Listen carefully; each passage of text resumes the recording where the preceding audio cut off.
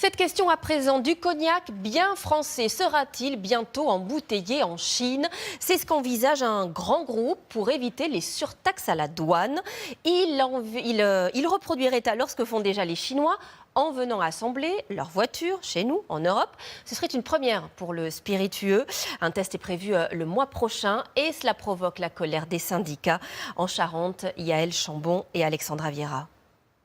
Ils sont plusieurs centaines réunis devant Annecy, une des plus grandes maisons de cognac de la région.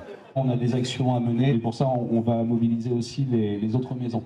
En grève, car l'entreprise réfléchit à délocaliser la mise en bouteille en Chine.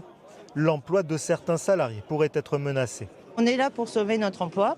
On a besoin de pouvoir garder notre cognac dans la ville de Cognac. On veut garder les emplois aussi pour tous les gens de la ville et de la région parce que ça va impacter aussi les commerçants, les transporteurs, les fournisseurs, donc bûchons, cartons, etc. Le mois dernier, l'Europe a voté une taxe de 35% sur les véhicules électriques chinois. Pour la contourner, la Chine va créer des usines directement en Europe pour assembler ses voitures. En réponse, elle compte taxer les eaux de vie européennes comme le cognac.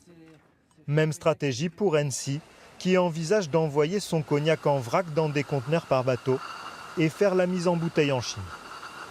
Ici, nous sommes sur le site de la vignerie à Cognac. Conséquence, ce site d'embouteillage de cognac pourrait fermer. On produit environ des dizaines de millions de bouteilles chaque année. Sur ce site, par exemple, c'est 300 emplois qui pourraient totalement disparaître.